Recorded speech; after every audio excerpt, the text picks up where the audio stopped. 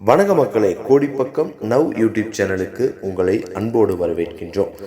இந்தியாவின் முன்னணி தொலைக்காட்சியான ஜீ தமிழ் நடாத்தும் சரிகமபா சீசன் 4 தற்பொழுது ஆரம்பித்துவிட்டது. அது தற்பொழுது இலங்கையில் களைகட்ட தொடங்கிவிட்டது என்றுதான் குறிப்பிட வேண்டும். காரணம் என்னவென்றால், ஆரம்பத்தில் சரிகமபா லிட்டில் சாம்ப் போட்டியில் அசானி கலந்து கொண்டு மிக பிரம்மாண்டமான முறையில் அந்த நிகழ்ச்சியையே மாற்றியமைத்திருந்தார். காரணம், அசானியின் பின்புலமாக இருக்கட்டும், அசானி கடந்து வந்த பாதையாக இருக்கட்டும், அனைத்துமே ஜீ தமிழை மேலுயர்த்தி சென்றது. ஒட்டுமொத்த தமிழ் மக்களும் ஜீ தமிழ் சரிகமபா லிட்டில் சாம்ப் நிகழ்ச்சியை பார்க்க தொடங்கிவிட்டனர்.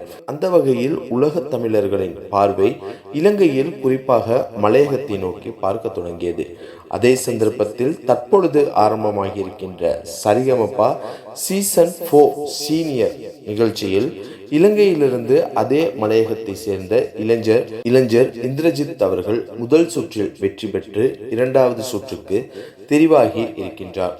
அவரும் இலங்கையில் அதே மலையகத்தில் மற்றொரு மாகாணமான ஊவா மாகாணத்தில் பண்டாரவளை எனும் இடத்தில் பூனாகலை எனும் சிறிய கிராமத்தில் சென்று தற்பொழுது முதல் சுற்றில் தெரிவாகி இரண்டாவது சுற்றுக்கு தகுதி பெற்றுவிட்டார். இவர் பாடிய பாடல் பலரது கவனத்தையும் ஈர்த்துள்ளது.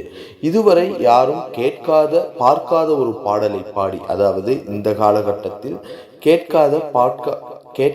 பார்க்காத ஒரு பாடலை பாடி அவர் அடுத்த கட்டத்திற்கு சென்றுள்ளமை தற்பொழுது இலங்கை முழுவதும் பரவலாக பேசப்படுகின்ற ஒரு விடயமாக காணப்படுகின்றது.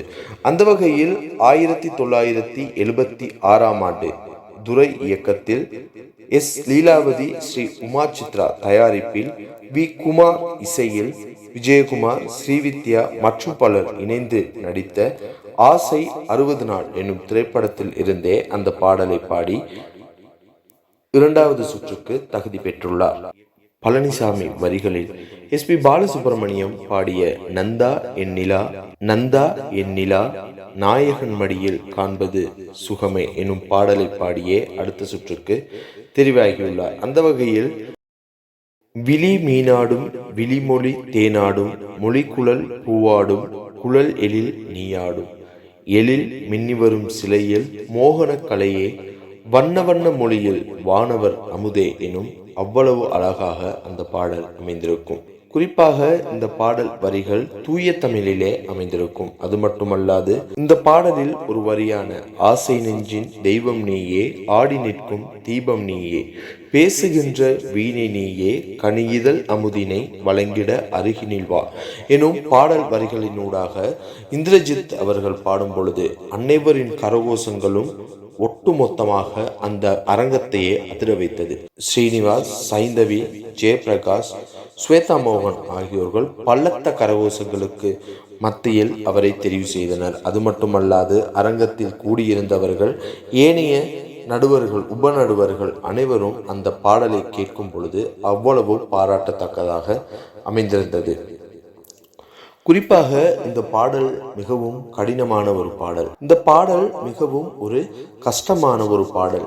முன்னணி பாடகர்களே இந்த பாடலை பாடுவதற்கு தயங்குவார்கள். அப்படி இருக்கையில் எந்த விதமான இந்த பாடலை அவ்வளவு அழகாக பாடியுள்ளார் இந்திரஜித். அது மட்டுமல்லாது இந்த பாடலை இப்பொழுதுள்ள சமுதாயத்தினர் அவ்வளவு கேட்பதற்கான வாய்ப்புகள் கிடையாது. இருப்பினும் இந்த பாடலை இந்திரஜித் அவர்கள் பாடி முடித்த பின்னர் இலங்கையில் இந்த பாடலை தேடி யூடியூப் மூலமாகவோ அல்லது வேறு எந்த வகையிலோ தேடி படிப்பதற்கும் பார்ப்பதற்கும் ஆர்வத்தை அதிகப்படுத்தியுள்ளன.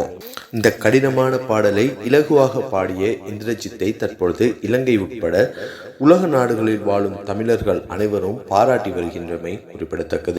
அசானி சரிகமபா லிட்டில் சாம்ப் போட்டிக்கு செல்லும் பொழுது எவ்வளவு அநேகமான ரசிகர்களை ஈர்த்து இலங்கையில், குறிப்பாக மலையகத்தை திரும்பி பார்க்க வைத்தாரோ, மலையகத்தை தலை நிமிர வைத்தாரோ, அதே போல இந்திரஜித் அவர்களும் சரிகமபா சீசன் 4 கலந்து கொண்டு முழு உலகின் பார்வையும் மலையகம் பக்கம் மீண்டும் திருப்புவார். அதற்கான வழிகளை ஜீ தமிழ் ஏற்படுத்தி கொடுக்கும் என்பதில் மக்கள்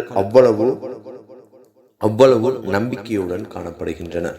பொறுத்திருந்து பார்ப்போம். அடுத்தடுத்த சுற்றுகளில் இந்திரஜித் அவர்கள் வெற்றி பெற்று இறுதி மகுடத்தை இம்முறை இந்திரஜித் வெல்ல வேண்டும். அந்த மகுடத்தை இந்திரஜித் வெல்ல வேண்டும் என்பது பலரின் எதிர்பார்ப்பாக காணப்படுகின்றது. பொறுத்திருந்து பார்ப்போம். நாமும் அவருக்கு வாழ்த்துக்களை தெரிவித்துக் கொள்வோம். அதுவரை தொடர்ந்தும் எம்மோடு இணைந்திருங்கள். இது போன்ற வீடியோக்களை காண எமது கோடிப்பக்கம் நவ் யூடியூப் சேனலை சப்ஸ்கிரைப் செய்யுங்கள், ஷேர் செய்யுங்கள், லைக் செய்யுங்கள் என கூறி விடைபெறுகின்றேன். நன்றி, வணக்கம்.